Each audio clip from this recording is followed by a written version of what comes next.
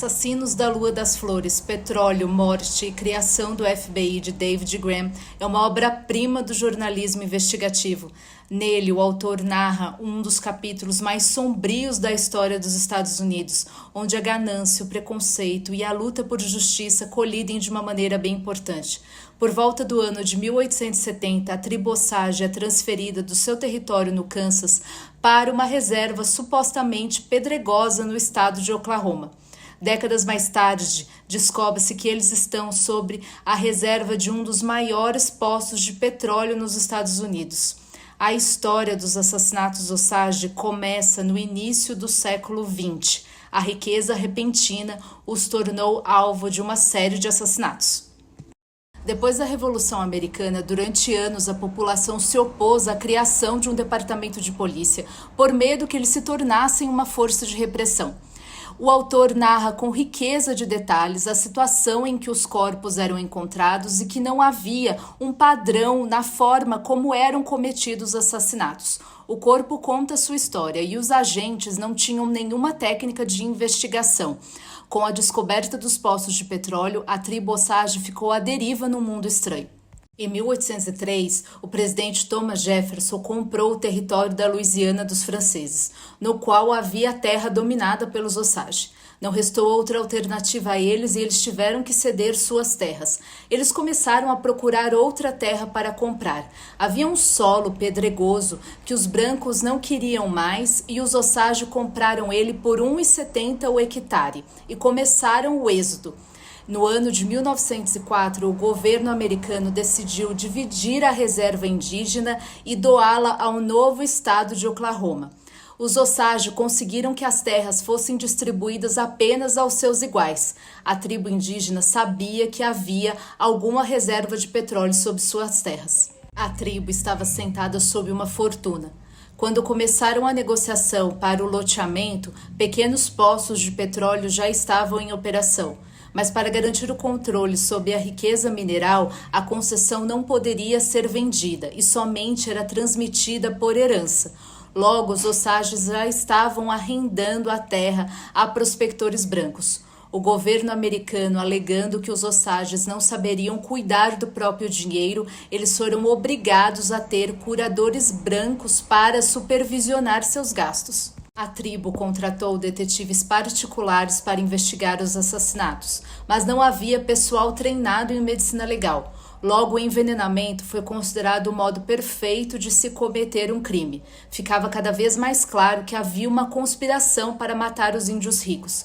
Enquanto isso, os magnatas continuavam chegando para o arrendamento dos lotes Osage. Os milionários financiaram até uma campanha presidencial para que pudessem explorar as reservas pertencentes à Marinha. Os Osages ficavam cada vez mais ricos e os americanos brancos tinham muito receio disso.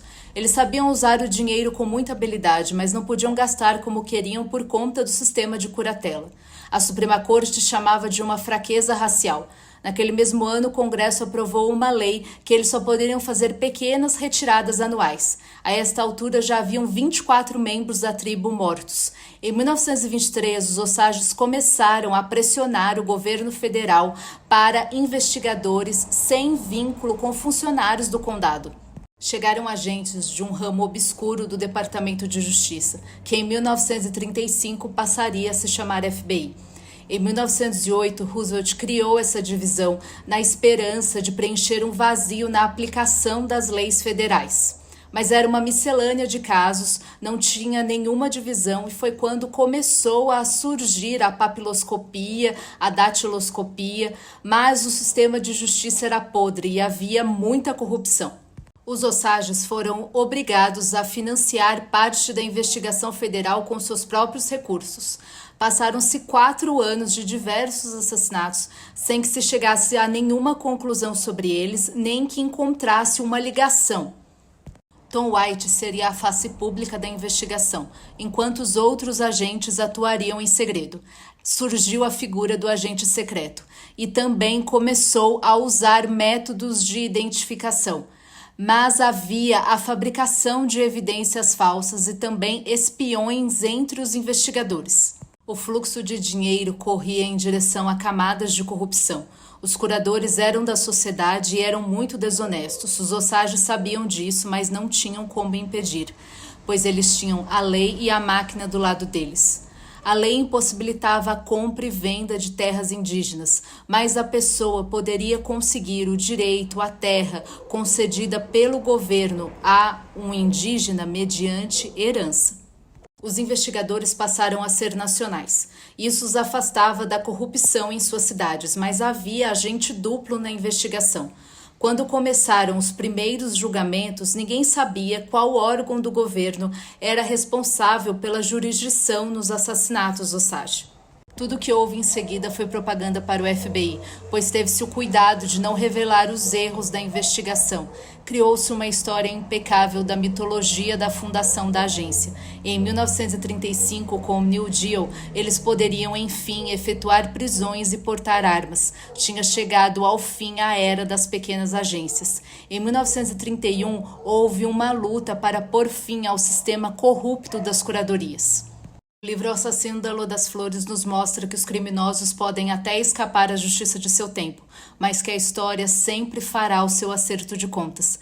Se você gostou da resenha deste livro que conta uma história verídica que ocorreu nos Estados Unidos, curta, compartilhe, se inscreva no canal, porque assim você me ajuda a trazer mais conteúdo. Muito obrigada!